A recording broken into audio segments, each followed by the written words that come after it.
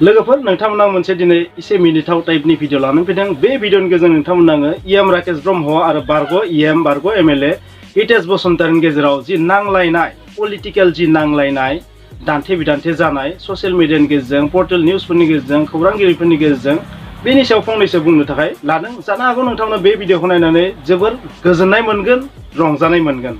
आरो नोंथांमोना थारैनो बे भिडिअखौ जुदि जोबजासिम नायोबा माबा मोनसे एन्जयथ' मोनगोन आरो माबा मोनसे नङा मोनसे नोंथांमोना पलिटिकेल नलेजथ' मोनगोन, नङा होमबा? राजखान्थियाव मोनसेल' बाथ्राया अरायबो सैथो, सोर मा मावदों मावाखै बियो बेसेबां सैथो बे मेटार नङा, नाथाय सोर सोरखौ माबोरै माबा मोनसे बुंनानै गाहायाव खोख्लैनो हायो बे जाबाय सबसे गिदिर मन्त्र आरो सबसे गिदिर खामानि। जाय गोहो दं बिसोरो माने अपोजिसनखौ मा बुंगोन, माने गोरोन्थिफोरखौ देखायगोन, आरो जाय अपोजिसन दङ बिसोरो गोहोआव थानायफोरखौ गोरोन्थिखौ देखायबाय थागोन। स' बेनो जाबाय पलिटिक्स। राकेश ब्रह्म बिथाङा बे साननैसोआव मा बुंदों नोंथांमोना फारि फारि बुंगोन, मोननैसो गासैखौबो नङा।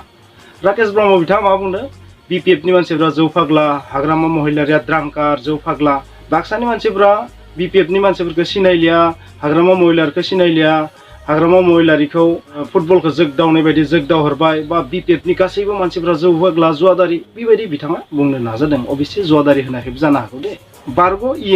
बारग' एमएलए हितेश बसुमतारी बिथांखौ मा बुंदों, हितेश बसुमतारीया 2 बोसोरल'सो बिटिसिनि इएम जादोंमोन। हितेश बसुमतारीया 300 कौटिनि एसेट माने प्रपार्टि देखायदोंमोन। हितेश बसुमतारीया 1999 मायथाइनि फोरोंगिरिनि केलेंकारि माने 99 टिचार केलेंकारिनि सासे मास्टार माइन्ड बेबायदि बुंनो नागिरदों। बाक्सा जिल्ला बर' साहित्य सभा मसलपुरनि अफिसखौ सेनानै लादों, आरो सम सम बिथाङा खौरांगिरिफोरनि सायाव मोनसे बाथ्रा बुङो, आरो गुबुन गुबुन दैदेनगिरिफोरा बुङो इउपिपिएलनि जोंगा मांगा बिटिसि बानायगोन, आरो राकेश ब्रह्म बिथाङा मोनसे बाथ्रा बुङो मा जोंगा मांगा मसलपुर बानायगोन बा गोदान महरनि मसलपुर बानायगोन बेबायदि बिथाङा बुंना लादों। बारग' एमएलए हितेश बसुमतारी बिथाङा बिथांनि फिननायाव राकेश ब्रह्मनि फिननायाव मा बुंदों नोंथांमोना थारैनो मिथिखाबाय। नोंथांमोना आं फारि फारि बुंनो नाजागोन। बिथाङा बुंदों मा, राकेश ब्रह्म बिथाङा जेबो गियान गैया, बर' जातिनि सायाव जेबो गियान गैया, बर'नि मुभमेन्टनि सायाव जेबो गियान गैया। हितेश बसुमतारी बिथाङा बुंदों जेब्ला बिटिसिआ गठन जादों बै समाव 2 बोसोरनि थाखाय इन्टारिम सरकाराव इएम जादों बिथाङा। बिनि उनाव 2005 मायथाइयाव इलेक्सन जादोंमोन। बे इलेक्सन जानायाव बिथाङा देरहादोंमोन, आरो 2010 मायथाइसिम इएम जादोंमोन बिटिसिनि, नङा होमबा? बिनि उनाव 2010 मायथाइयावबो फिन इलेक्सन जाफैदोंमोन, बेयावबो 1 बोसोरनि थाखाय बिथाङा इएम जादोंमोन, आरो 2011 मायथाइयाव फिन एमएलए इलेक्सन जादोंमोन, एलएसि इलेक्सन जादोंमोन, नङा होमबा? आरो 2014 मायथाइसिम आसामनि एमएलएबो जादोंमोन। आरो बे गियाना राकेश ब्रह्मनि सायाव गैया, तथ्य गैयालासिनो आधार गैयालासिनो बाथ्रा बुंग्रा जेबो गियान गैया बेबायदि बुंदों। राकेश ब्रह्म सासे जाम्बा मानसि, कालखाब गैयै मानसि, जि गोसोआव फैयो बेखौनो बुंग्रा कालखाब गैयै सुबुं, जेबो भित्ति गैयालासिनो प्रुफ गैयालासिनो बाथ्रा बुंग्रा, हावायाव गदा सिबग्रा। राकेश ब्रह्मआ नंखाय बाथ्रा बुंनानै बा लानो नागिरदों, गावखौ बाख्नायनाय लानो नागिरदों, पाब्लिसिटि खालामनो नागिरदों, बयनिबो नोजोराव ससियेल मिडियायाव फैनो थाखाय नाजादों। बर' साहित्य सभानि अफिसखौ सेनायाव, हाखौ सेनायाव मोनसे बाथ्राखौ हितेश बसुमतारी बिथाङा बुंदों मा, जे बर' साहित्य सभानि गेजेराव मोनसे गोरोबथा जादोंमोन, सुक्ति जादोंमोन, बै सुक्तिनि बिलाइया दं, बे सुक्तिनि बिलाइखौ फरायना नायनांगौ राकेश ब्रह्म बिथाङा बेबायदि बुंदों। रायलायखानानैसो गोरोबथा जानानैसो हाखौ लानाय जादोंमोन, आरो बिनि सोलाय मेडिकेलनि खाथियाव, मसलपुर मेडिकेलनि खाथियाव जि हा दं 1.5 बिघा बिखौ गथायनानै होनाय जादोंमोन। बेखौ फरायना नायनांगौ होननानै राकेश ब्रह्म बिथांखौ हितेश बसुमतारी बिथाङा बुंदों। आरो प्रमद बर'नि सरकारखौ मोनसे एटाक खालामदों मा, लुखानायखौनो लुदों, मावखानायखौनो मावदों, बहाबा बानायखानायखौनो सेफायफिननानै फिन बानायफिनदों, बहाबा आधारशिला गायसनखानायखौनो फिन सेफायनानै गोदानै आधारशिला गायसनफिनदों, अमा हालेवनायाव सैमा गाग्लिनाय बिदि बुंदों। नोंथांमोना मिथिगौ हितेश बसुमतारी बिथाङा गाव इएम जाना थानाय समाव बिटिसिआव मा जादोंमोन बेखौबो जोंनि रायजो राजाया मिथिगौ। जोंनि इन्टारेस्टिं बिथिङा जाहैबाय दा बिथां सानैया जाबायदि सासेया सासेखौ बेबायदि एटाक खालामलायदों, बेयाव दा सोरनि बाथ्राया बेसेबां सैथो जों मिथिया, नाथाय नोंथांमोना बेनिफ्राय मोनसे बाथ्राखौ मिथिनाया मोजां। साफ्रोम सुबुंनिबो जुदि नोंथांमोना हिस्ट्रिखौ नायोबा, बेकग्राउन्डखौ नायोबा, मोनसे बाथ्राया बेनो, हितेश बसुमतारी बिथाङा सासे बर' हारिनि थाखाय दावहा नांदोंमोन मोनसे समाव, नाथाय बिथाङा जेब्ला पावाराव फैदोंमोन, पावार फैनायनि उनाव बिथाङा मा मावदोंमोन, बेसे मोजां मावदोंमोन, गोरोन्थि मावदोंमोन, बेखौबो जोंनि रायजो राजाया गासैबो मिथिजोबगोन, नङा होमबा?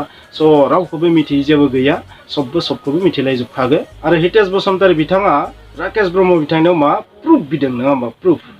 राजखान्थियाव दि मा प्रुफ थानो, नङा होमबा? राजखान्थियाव दि जेबो प्रुफ होनाया, नङा होमबा? बे बाथ्राखौ जों बयबो मिथिगौ। स' बे प्रुफ बिनाय, सोरबा सोरखौबा एलिगेसन लगायनाय, एलिगेसननि प्रुफ बिनाय, बेफोर जाबाय मोनफा मोनफा नाटक, एक्टिं, माने पलिटिकेल लिडारफोरा थारैनो एक्टरनिबो सायाव बहुत एक्टर नङा होमबा बिथांमोना जियानो जाया मानो आरो आयेन बायदि बेबस्था लागोन होनना बुंदो राकेश ब्रह्म बिथांनि सायाव स' पलिटिक्सआव आयेननि बेबस्था लानायाबो जोबोरैनो मिनिथाव माने 1 घन्टानि आलासि नङा होमबा आयेना बिथांमोननि थाखाय बुंनो थाङोबा जाय आयेनखौ बानायो जाय आयेनखौ आखायाव लानानै रायजोखौ सालायो आयेना बिथांमोनखौ मा खालामनो हानो नङा होमबा स' बेबायदि स' जियानो जाया मानो नोंथाङा बेनिफ्राय मोनसे बाथ्राखौ बुजिनाया मोजां जे राजखान्थियाव बिखो एटाक खालामलायनाया सोलिखायो नाथाय बेवहाय जोंहा मा लसदों बर' हारिया बेबायदि राजखान्थि एटाक खालामलायनायनि थाखाय फिट जाते नङा आं बेखौनो बुंगोन स' बेबायदि राजखान्थि एटाक खालामलायनायखौ जोंनि साफ्रोम बर' लिडारफ्रा गारनांगो